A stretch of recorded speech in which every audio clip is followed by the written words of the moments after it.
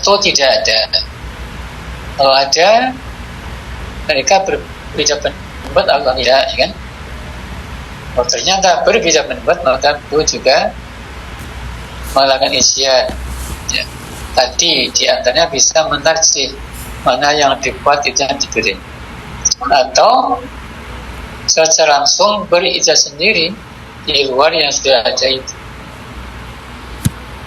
Nah sekarang kalau ternyata belum ada sama sekali, ya ini lebih terbuka lagi. Ada masalah baru muncul, ya, belum pernah dibahas oleh ulama-ulama terdahulu, buka terdahulu. Maka ini merupakan lapangan yang sangat terbuka untuk bisa dilakukan ujian. Dan beliau, ya, bisa masuk ke lapangan ini.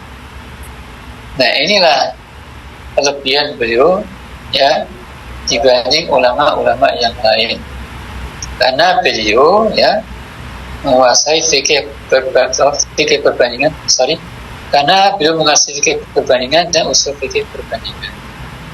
Di samping menguasai kaidah-kaidah usul fikih yang bisa dipergunakan untuk melakukan isinya. Ya, saya bagian ini. Apa bagian? Suara apa itu? Jadi artinya beliau, ya, ketika ada masalah bermuncul, maka akan teliti masalah itu. Ketika sudah ada pendapat terdahulu dan ulama itu berbeda pendapat, maka akan dilakukan isyad tarjih namanya. Ditarjih mana pendapat yang paling kuat dari segi argumentasinya dan permasalahan. Tapi kalau belum ada sama sekali, maka di sini, ya, merupakan lapangan yang sangat terbuka di mana beliau akan leluasa untuk melakukan isyad. Dan nanti akan kita lihat, ya, di beberapa produk isyad beliau terkait dengan pembaruan Islam di Indonesia. Jadi beliau dikenal sebagai ulama yang yang dengan produk-produk isyadnya, ya, layak dipandang sebagai mujtahid, ya, yang punya pemikiran dalam pembaruan Islam di Indonesia.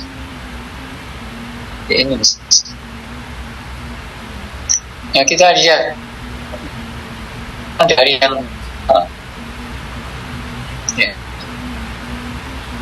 selama ini, ya, sebelum beliau melakukan isyad, berbeda pendapat tentang, ya, posisi pemerintah Republik Indonesia. Bagaimana posisinya? Apakah termasuk kategori Darul Islam, ya, yang mengatakan wajib menaati aturannya, atau kebalikannya, tidak termasuk pemerintahan yang Islami, tapi termasuk Darul Harbi atau Darul Kufar. Nah ini beliau mengkaji, ya, menurut beliau, ya,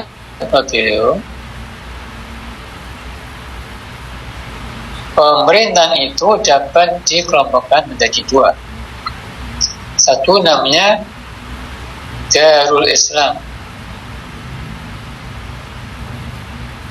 Darul Islam artinya pemerintahan yang Islami, yang Islam. Bukan pemerintahan Islam, tapi pemerintahan yang Islam.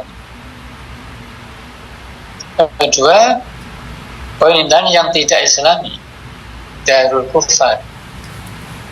Nah, bagaimana ciri-cirinya? Untuk Darul Islam itu, ya, ciri-cirinya diantaranya adalah presidennya beragama Islam, presidennya. Kemudian mayoritas penduduknya, rakyatnya beragama Islam. Kemudian, ya, konstitusinya konstitusinya apa, konstitusi ya, konstitusi UD-nya tidak kontra dengan prinsip-prinsip Islam. Dengan juga turunannya, artinya undang-undangnya turunannya yang tadi terkait dengan UD itu tidak kontra dengan prinsip-prinsip Islam. Artinya suatu pemerintahan dapat dikategorikan sebagai pemerintahan yang Islami. Pertama, kalau presidennya beragama Islam. Kedua, penduduknya mayoritas beragama Islam dan diberi kebebasan untuk melaksanakan ajaran agamanya. Mayoritas beragama Islam dan diberi kebebasan melaksanakan ajaran agamanya. Yang ketiga, undang-undang dasarnya, konstitusinya, ya, prinsip-prinsipnya tidak kontra dengan hukum Islam, sejalan dengan Islam. Dan juga secara umum produk hukumnya juga tidak kontra dengan Islam. Nah, ketika ada pemerintahan semacam itu, maka ketika ada pemerintahan semacam itu, maka dapat disebut Darul Islam. Artinya pemerintahan yang Islam. Nah, dari kacamata ini, maka beliau mengatakan ya, bahwa Indonesia yang undang-undang dasarnya 45 ini ya, dan Pancasila,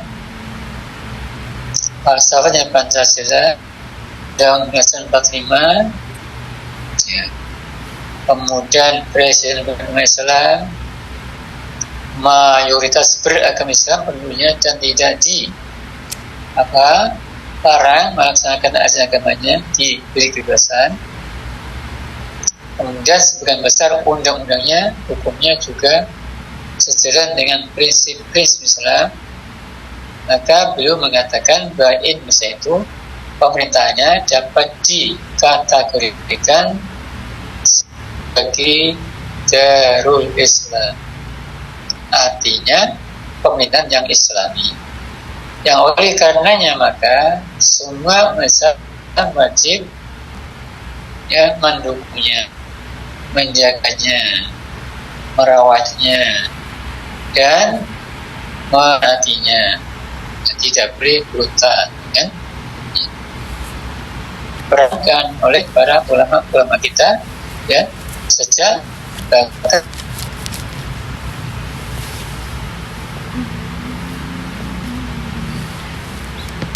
merdekanya jadi para ulama, tokoh-tokoh Islam, termasuk ya tadi sampai mau lahir menjelang kemerdekaan sampai merdeka. Nah, itu di sana peran ulama luar biasa. Juga mereka terlibat dalam undang-undang seperti makanya ya, tidak diragukan lagi bahwa pemerintahan Indonesia ini termasuk kategori apa? Darul Islam. Nah, selama ini ada juga pendapat yang mengatakan bahwa pemerintahan itu tidak sah, ya kan? Kalau tidak sah kan berarti mana?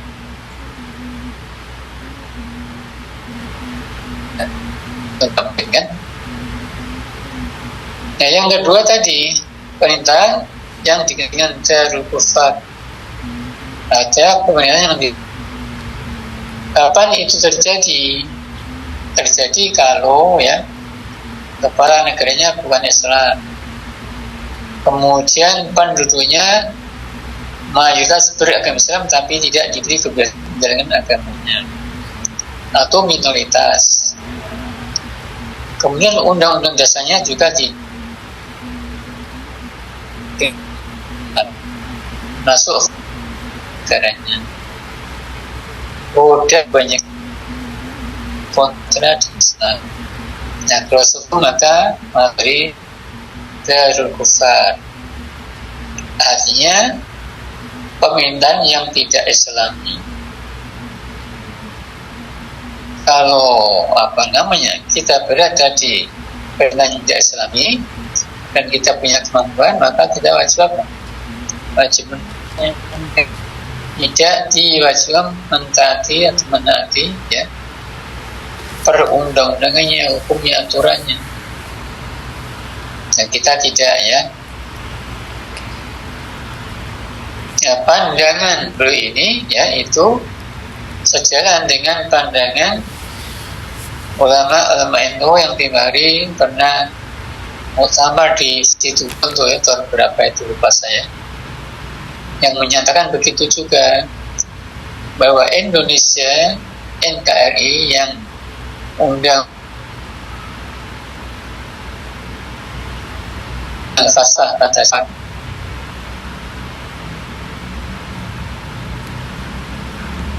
yang ini sebagai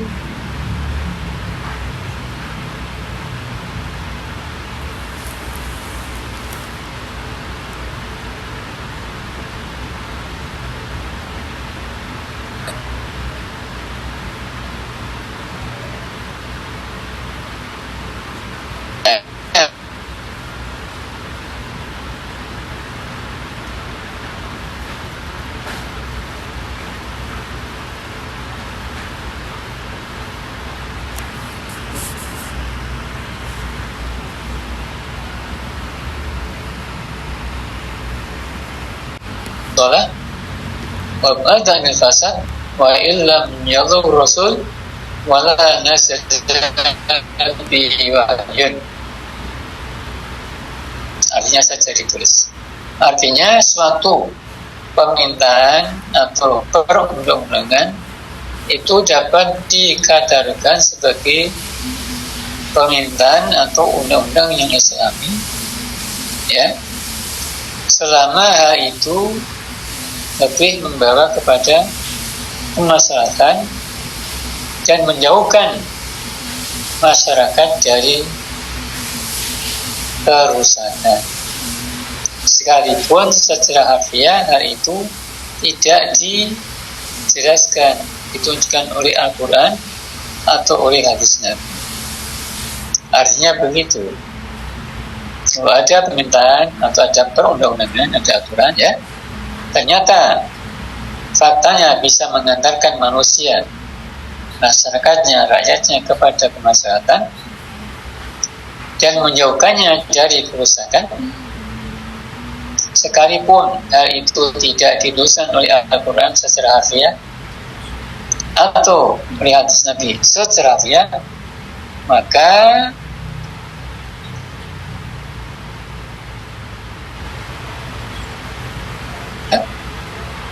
dapat dikatakan sebagai perundang-undangan, aturan atau hukum yang Islami, yang karenanya kita wajib tadi menjaganya, mendukungnya, mengamalkannya ya, dan mentaati ya. Itu pemikiran beliau ya tentang bagaimana posisi hukumah Indonesia ini menurut kacamata fikih Syiah. Sebelum kita teruskan, mungkin ada yang bertanya, Bu. Silakan, Pak Bos. Silakan.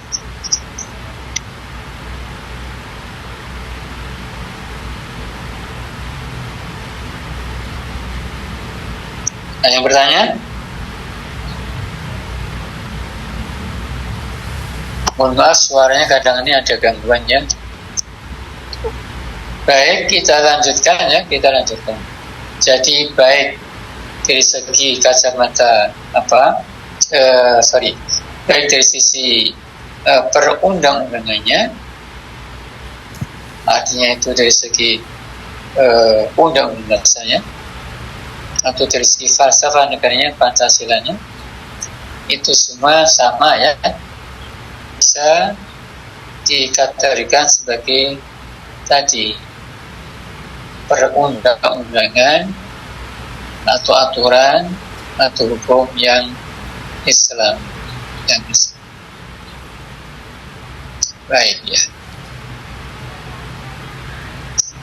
Berikutnya kita lanjut ke masalah ya, masalah lain. Jadi untuk hukumah Indonesia baik dari sisi UUD 45-nya atau Pancasila kita anggap cukup ya, itu kita kita ringkaskan seperti itu.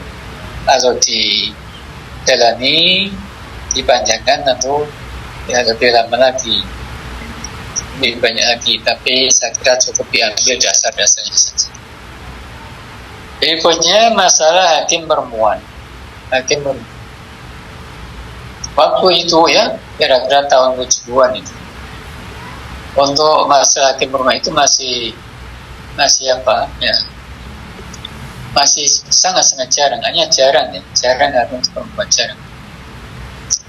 Kemudian muncul 74 muncul undang-undang perkawinan. Nah ini tentu ada kaitan juga ya, nanti dengan peradilan Islam yang tentu akan memerlukan hakim, karena ini perkawinannya ada kaitannya juga dengan hakim perempuan. Nah bagaimana itu? Sah nggak perempuan menjadi hakim? Nah waktu itu banyak pandangan ulama fikih Indonesia yang mengatakan bahwa perempuan tidak bisa menjadi hakim, kan? Tidak bisa menjadi hakim karena pandangan fikih Syafi'i memang seperti itu. Perempuan tidak dibenarkan, bahkan tidak sah menjadi hakim. Menjadi hakim keputusannya tidak sah dan hakimnya berdosa. Nah di sini beliau melakukan penelitian ya, yang mendalam. Dari penelitiannya maka beliau mengatakan begini: kalau kita ikut jumhur ulama, yaitu fikih Syafi'i, fikih Maliki dan fikih Hambali, maka perempuan tidak bisa dibenarkan menjadi hakim. Perempuan tidak bisa menjadi hakim. Kalau ada perempuan menjadi hakim, maka dia pertama berdosa. Kedua, keputusannya tidak sah. Waktu itu memang masih sangat jarang hakim perempuan kan. Sekarang sudah banyak sudah biasa. Ini juga berkat pandangan beliau kan. Nah kalau kita ikut fikih Hanafi, maka perempuan boleh menjadi hakim dalam masalah perdata, tidak dalam masalah pidana. Jadi untuk masalah warisan, masalah sengketa pernikahan,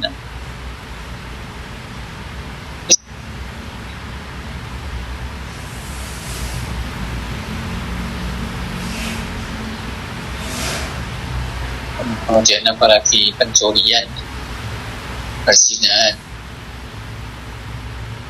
nah itu nggak bisa. Ya beliau setelah melakukan penelitian, akhirnya mengambil kesimpulan ya, untuk zaman sekarang ini kita layak mengambil pandangannya fikih Hanafi. Artinya perempuan bisa dibenarkan menjadi hakim perdata, sehingga perempuan bisa menjadi hakim dalam masalah tadi ya, pernikahan, tolak, masalah wujud, masalah pewarisan, masalah sengketa perdata dan lain-lain. Ya, beliau memandang bahwa ya pandangan fikih Hanafi terkait dengan ini perlu dimunculkan di Indonesia karena memang sangat diperlukan adanya hakim-hakim perempuan.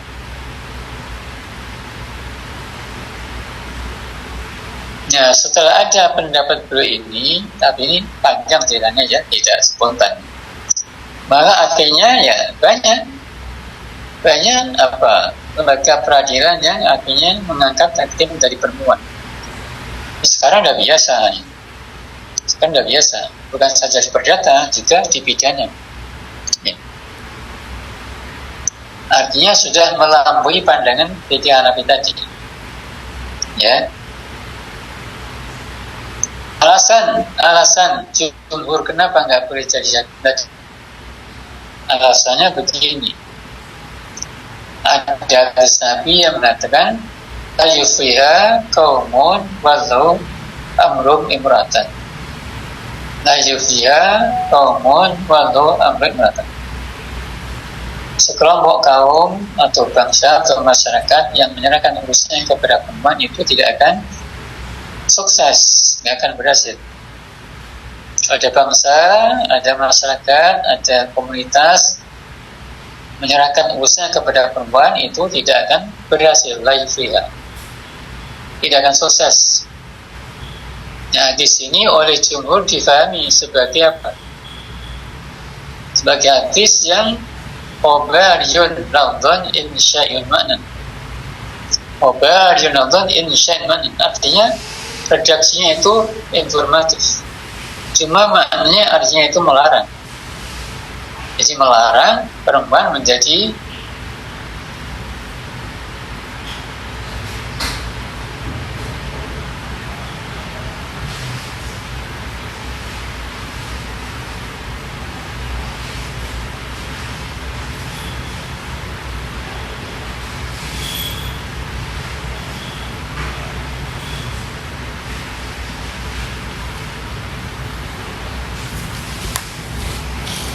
obaryun radhan insya'un ma'nan.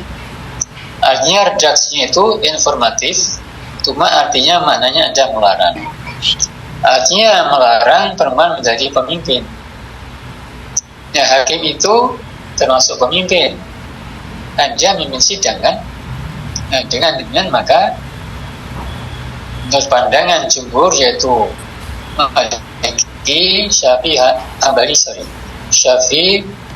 Maliki, Hambali, maka perempuan tidak sah menjadi hakim. Berarti perempuan tidak bisa menjadi hakim. Itu tadi argumentasinya. Kalau kita ikut mazhab Hanafi, argumentasinya itu juga, hadis itu juga, cuma pemahamannya lain. Hadis tadi benar, redaksinya informatif, ngasih berita bahwa perempuan itu kalau jadi pemimpin dia akan sukses kan? Gitu. Maknanya melarang, sama di sini sama. Di pemahaman poin pertama, kedua sama antara jumhur dan Hanafi. Tapi nanti ujungnya tidak sama. Hanafi berpendirian kalau ada larangan itu tidak berarti yang dilarang itu menjadi rusak. Artinya tidak benar, itu tidak. Kalau ada larangan tidak berarti yang dilarang itu menjadi rusak. Dengan pengertian artinya boleh saja dilakukan begitu. Jadi lucu ya. Lucu mengatakan kalau ada larangan artinya yang dilarang itu nggak boleh dikerjakan. Kalau dikerjakan menjadi rusak, artinya nggak sah. Kalau Hanafi tidak. Adanya larangan tidak melarang untuk dikerjakan. Itu bukan. Nah, cuma dia berdosa. Jadi lucu ya. Lucu. Nah, dari sini maka Hanafi berpendirian bahwa perempuan bisa menjadi hakim. Bisa menjadi hakim. Cuma dibatasi dalam masalah perdata. Kenapa begitu? Karena masalah peradilan itu harus dikiaskan dengan masalah kesaksian. Perempuan sah menjadi saksi dalam masalah perdata. Berarti sah menjadi hakim dalam masalah perdata. Perempuan tidak sah menjadi saksi dalam masalah pidana. Berarti tidak sah menjadi saksi dalam masalah pidana. Tidak sah menjadi apa? Hakim dalam masalah pidana. Nah, itu apa? Cara pandang mereka masing-masing. Di sini akhirnya beda pendapat. Guru mengatakan perempuan sah menjadi hakim. Kemudian Hanafi mengatakan tidak sah, ya, sah, tapi hanya dalam masalah perdata saja. Bahkan perkembangannya sekarang ya, sudah merata di mana-mana. Bukan saja di Indonesia, di berbagai belahan negara sudah biasa perempuan menjadi hakim baik dalam masalah perdata maupun masalah pidana. Tidak ada masalah. Karena yang penting kemampuannya kan, bukan jenisnya. Hanya kalau ada perempuan punya kemampuan menjadi hakim perdata, pidana ya silakan aja. Ada perempuan mampu bisa menjadi apa, ya kan? Rektor di IGI, ya monggo silakan, bagus kan? Ada perempuan bisa jadi presiden, ya silakan aja.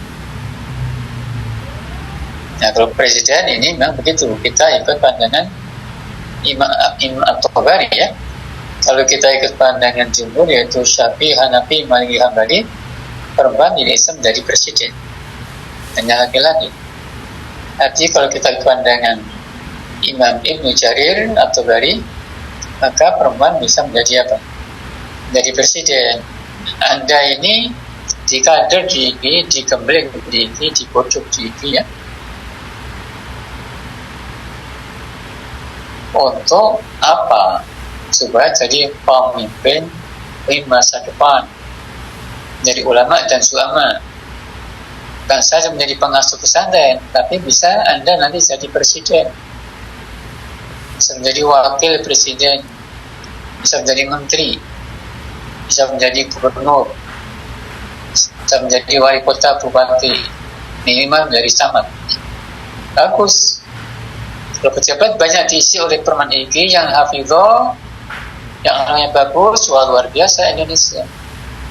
Nah, ini bisa kita rancang di sekarang. Bagaimana agar alumni ini nanti berkiprah di tengah-tengah masyarakat dengan masalah ulumul Quran, masalah fikih, masalah hadis, tafsir, tapi ikut ya mengisi ya Indonesia ini agar Thayyibatu Rabbun.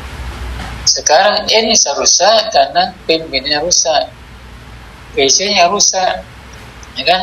Menterinya rusak, pejabatnya rusak, kan? Ini rusak. Ya, mulai sekarang ini baru akan mulai pelan-pelan kan diperbaiki, tapi berat kan sudah aman. Ya, Anda diharapkan nanti tamat dari IGI bukan sekedar menjadi ustaz atau mubaligh biasa atau hafidh biasa, tapi Anda harus berperan di tengah-tengah masyarakat menjadi serikandi Islam yang berkiprah untuk apa? Menyelamatkan Indonesia ini dari para penjahat, pengkhianat yang rusak alatnya itu, yang rusak Indonesia. Anda masih punya ambisi, gak apa-apa. Punya ambisi untuk menjadi presiden boleh, wakil boleh, menteri boleh, kan ya. Kemudian tadi saya bilang gubernur, bupati, wali kota, camat. Nah, kalau se-Indonesia banyak pejabatnya diisi oleh alumni IGI yang hafidhah, yang solihah, yang amanah, yang orangnya bagus, maka insya Allah ya masa depan Islam bisa akan cerah, kilan gemilang. Nah, itulah tujuan tanpa IGI kan. Bukan sekedar mencetak hafidhah itu biasa, atau qari'ah itu biasa, atau usaha biasa, bukan. Tapi menjadi mujahidah yang kelak sanggup berperan di negeri ini untuk memperbaiki. Untuk apa? Mengangkat dari lembah kehancuran ini menjadi apa? Negara yang baik, yang maju ya, di mana ajaran Islam bisa berjalan dengan baik. Di mana kebanyakan bangsanya soleh dan soleh. Arahnya kira-kira ke sana. Jadi luar biasa tentunya itu ya, luar biasa. Sehingga Anda sudah tepat masuk IGI, tidak salah kamar ya. Tinggal terus di perjuangan bagaimana agar sukses di IGI. Varian 30 juz, ilmunya dikuasai ya, ditambah ilmu-ilmu baginya yang diperlukan dimiliki juga, sehingga nanti Anda banyak bekal untuk bisa berkiprah di tengah-tengah masyarakat untuk membangun Indonesia yang ujungnya isu Islam wal muslimin. Tahu? Ada yang bertanya?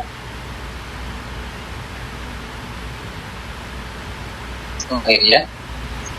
Baik, kita akhiri, kita baca dua majlis Subhanallah.